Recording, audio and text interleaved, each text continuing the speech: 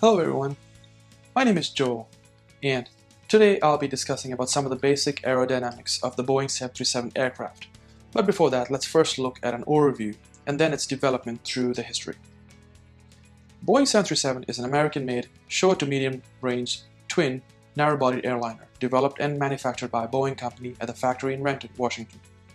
Originally developed as a shorter, low-cost twin-engine airliner derived from its larger predecessors 707 and the 727, the 737 has developed into a family of several passenger models with capacities from 100 to 230 passengers. It is one of the most important aircraft in their company's history and is also their smallest one and is therefore nicknamed the Baby Boeing. It is also the only single-aisle jetliner Boeing makes. Boeing makes wide-body jets too, but without the 737, the company could not remain competitive in any market segment with the European rival Airbus. The 737 series is also the highest-selling commercial jetliner in history. It is also claimed that there is an average of 1,250 Boeing 737s airborne at any given time, with two either departing or landing somewhere every 5 seconds. The 737 was an idea born of the mid-1960s, entering service in 1967 with Lufthansa being its first customer.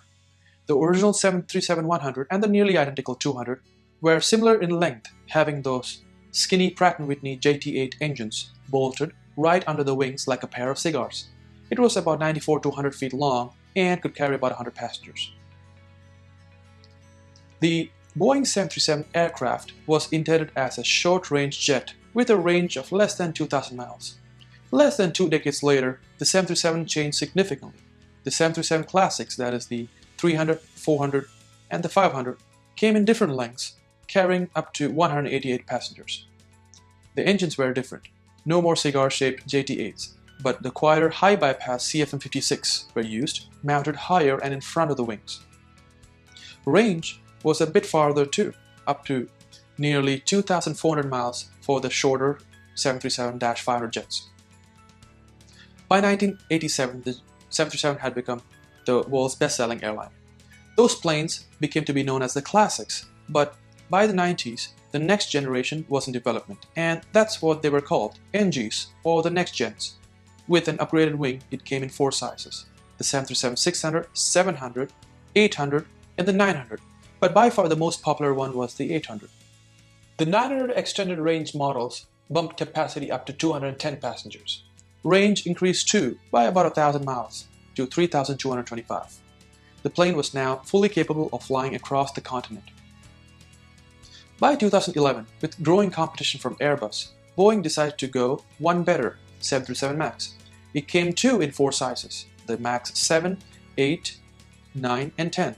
It had a new engine as well, the CFM LEAP 1B, which is mounted farther forward in the aircraft and a bit higher to clear its larger fan.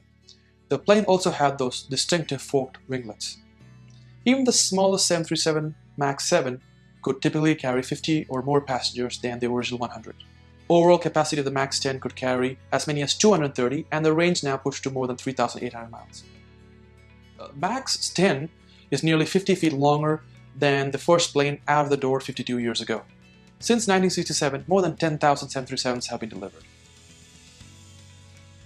The Boeing 737 Classics, which includes the 100 and the 200, was designed to fit below the larger 727 and compete with the DC-9 and the Bach 111 aircraft, which were already in development. To expedite development, Boeing used 60% of the structure and systems of the existing 727, and the most notable was the fuselage cross-section, which had the same fuselage circumference. Unlike the 727, which had 3 jet engines mounted on its tail, the Boeing 737's design engineer, Joe Sutter, instead decided to place 2 but powerful engines under the wings for technical reasons, such as greater structural efficiency and therefore less weight, good stall characteristics, more passengers for the same length, eye-level maintenance, good balance characteristics, and reduced maintenance costs. Boeing also decided to mount the horizontal stabilizer on the fuselage rather than the T-tail of the 727. Let's talk about the wing sweep.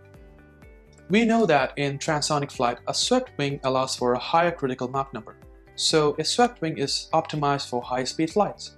However, The effect involves both induced and parasite drag. The flap angle must be increased as sweep is increased to produce the same lift. Higher sweep airfoils can be very inefficient, leading to poor handling and very high landing speeds.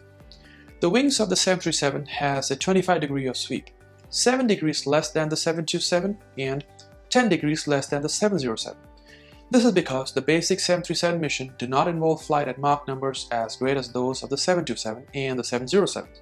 However, the sweep could not have been much less than 25 degrees without compromising cruise speed, increasing wing weight, or affecting ride comfort. The thickness ratio compares the maximum vertical thickness of a wing to its chord.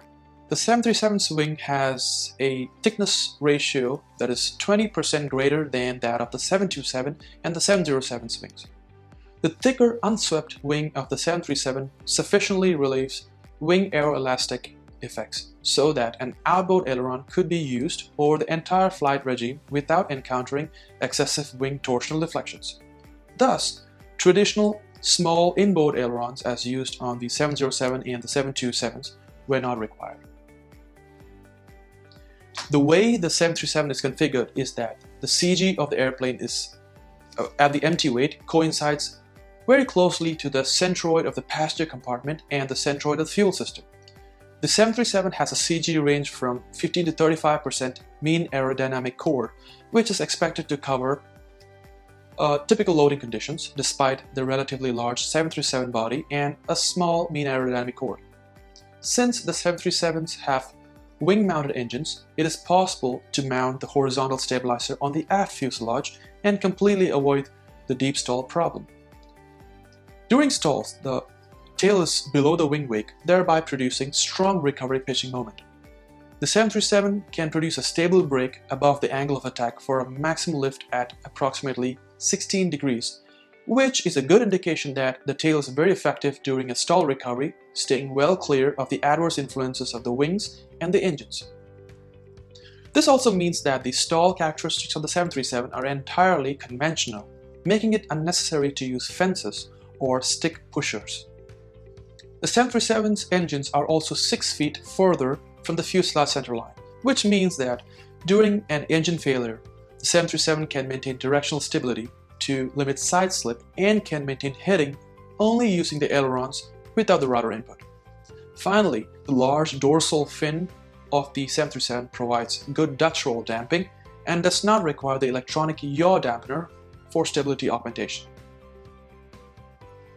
Since the mission of the original 737s included operating out of smaller airfields, the aircraft design had to avoid any airfield landing restrictions. The landing field length and the approach speed performance of the 737s matches the 727s. The reduced wing sweep and the increased relative flap size of the 737 gives it a higher stall lift coefficient of 3.1 compared to only 2.9 on the 727s. The 737 originals and the classics have relatively shorter wingspan of 94 feet in order to help reduce weight, induce drag, and wing torsional effects. It was just big enough to store fuel for its short-range flights. However, to operate out of short fields, even greater takeoff flaps are required before a climb limit is encountered. Wing area has the first-order effect on takeoff and landing performance. Since the 737 was intended for short-range missions designed to fly at placard speeds at low altitudes, excessive wing area is a penalty both in cruise drag and empty weight. The fundamental goal of the 737's flap system design is to maintain the highest possible L over D at the highest possible lift coefficient. By increasing flap system performance, the whole airplane design is improved. Wing area and span can be kept minimum, and maximum wing sweep can be maintained for cruise. Short field landing performance comes from hydraulically operated, triple slotted, trailing edge follower flaps, which first slides backwards before lowering, increasing the wing area, camber, and flap chord, increasing more lift at constant angle of attack. The 737's wings incorporates 2 Kruger flaps on the inboard of each wing, where a portion of the lower wing is rotated out and in front of the main wing's leading edge. The Classics also incorporates 3 hydraulically actuated leading edge slats on the outboard of each wing with varying angled positions. Both these leading and trailing edge devices give the 737 good low-speed handling, allowing it to operate into many fields that are not accessible by larger jets. The most notable feature to appear on the 737 since 2000s are the winglets, which are basically wingtip extensions which reduce lift-induced drag and provide some extra lift.